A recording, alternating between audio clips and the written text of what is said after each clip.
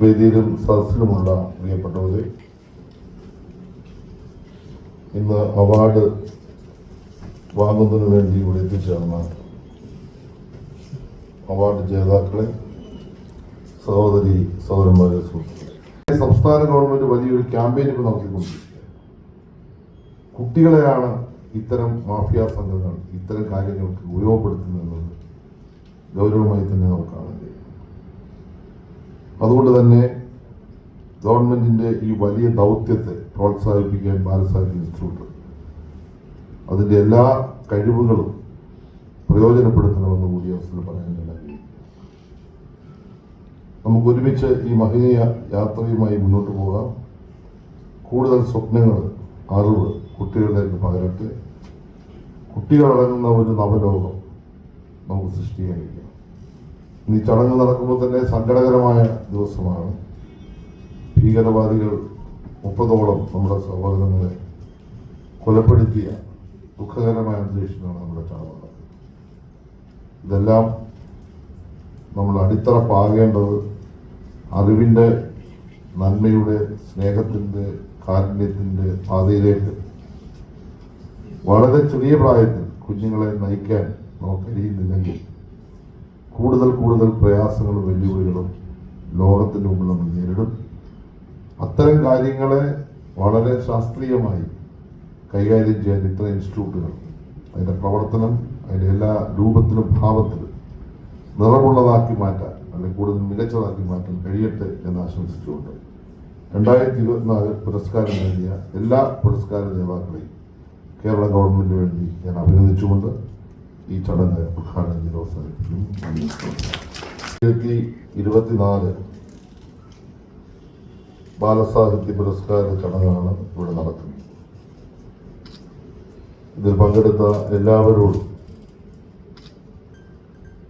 സാംസ്കാരിക വകുപ്പിന് വേണ്ടിയുള്ള നന്ദി ഞാൻ ആമുഖമായി അറിയിക്കുക. കുട്ടികളുടെ മനസ്സിൽ അറിവിൻ്റെയും സർഗാത്മകതയുടെയും വിത്തുകൾ പാകുന്ന ബാലസാഹിത്യ മേഖല കൂടുതൽ മെച്ചപ്പെടുത്തേണ്ടത് നമ്മുടെ സാംസ്കാരിക പൈതൃകത്തിന് കൂടുതൽ ആവശ്യമായി വന്ന ഒരു ഘട്ടത്തിലാണ് ഈ ചടങ്ങ് ഇവിടെ നടക്കുന്നത്. ബാലസാഹിത്യ ഇൻസ്റ്റിറ്റ്യൂട്ട് 1981 സ്ഥാപിതമായി. നമ്മുടെ രാജ്യത്ത് കുട്ടികൾക്ക് വേണ്ടി സാഹിത്യ പ്രവർത്തനം പ്രോത്സാഹിപ്പിക്കാൻ ലക്ഷ്യത്തോട് പ്രവർത്തിക്കുന്ന ഏക സ്ഥാപനമാണ് കേരളത്തിലെ ബാലസാഹിത്യ ഇൻസ്റ്റിറ്റ്യൂട്ട്. അതുകൊണ്ട് തന്നെ നമ്മൾ എത്രമാത്രം ബാലസാഹിത്യത്തെ, അതിൻ്റെ വളർച്ചയെ, കുട്ടികളുടെ വായനയെ, അവരുടെ സർഗാത്മകമായ കഴിവുകളെ എത്രമാത്രം പ്രോത്സാഹിപ്പിക്കുന്നതിന് ഗവൺമെന്റ് പങ്ക് വഹിക്കുന്നു എന്നതിൻ്റെ ഏറ്റവും വലിയ തെളിവാണ് രാജ്യത്ത് തന്നെ നമ്മുടെ ഏക ഇൻസ്റ്റിറ്റ്യൂട്ട് കേരളത്തിൽ പ്രവർത്തിക്കുന്നത്.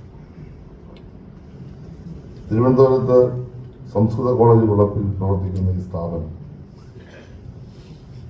നമ്മുടെ മണ്ഡലത്തിൽ, നമ്മുടെ സാംസ്കാരിക മണ്ഡലത്തിൽ കൂടുതൽ നിറവോടുകൂടി പ്രവർത്തിക്കുന്നതിന് ഒരു ആസ്ഥാന കേന്ദ്രം തന്നെ ഉണ്ടാകണമെന്ന് ആഗ്രഹിച്ചുകൊണ്ട് ചില കാര്യങ്ങൾ സംസ്ഥാന ഗവൺമെന്റ് ഇപ്പോൾ നീക്കിയിട്ടുണ്ട്. അത് പൂർത്തീകരിക്കാൻ കഴിയും എന്ന പ്രതീക്ഷയാണ് എനിക്കുള്ളത്. സാംസ്കാരിക വകുപ്പ് ഡയറക്ടറേറ്റിന്റെ ഭാഗമായി തന്നെ ബാലസാഹിത്യ ഇൻസ്റ്റിറ്റ്യൂട്ടും പ്രവർത്തിക്കണമെന്നാണ് ഗവൺമെന്റ് ഇപ്പോൾ ആലോചിച്ചിട്ടുള്ളത്. അതിന് കാരണം കൂടുതൽ ഈ ഇൻസ്റ്റിറ്റ്യൂട്ടിനെ മികവുറ്റതാക്കണമെന്ന് ആഗ്രഹിച്ചുകൊണ്ട് തന്നെയാണ്.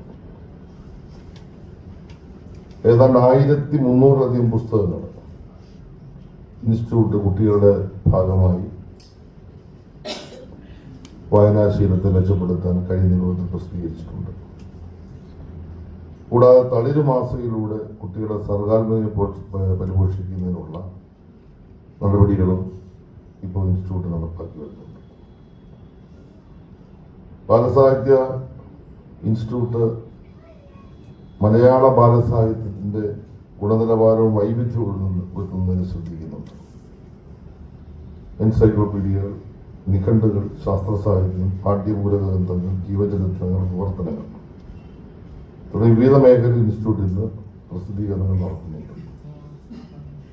കൂടാതെ ബാലകേരളി വിജ്ഞാനകോശം പോലുള്ള പ്രസിദ്ധീകരണങ്ങൾ, അതുപോലെ തന്നെ കുട്ടികളിൽ അറിവിന്റെ അടിത്തറ പാകുന്നതിന് ഉപയോഗിക്കുന്ന മഹാഭാരതം, രാമായണം, കഥാ, സരിത് സാഗരം, പഞ്ചതന്ത്രം, അറേബ്യൻ നൈറ്റ്സ് തുടങ്ങിയ ലോക ക്ലാസിക്കുകൾ മലയാളത്തിലേക്ക് വിവർത്തനം ചെയ്യുന്ന തരത്തിലുള്ള നടപടികൾ ചെയ്യും.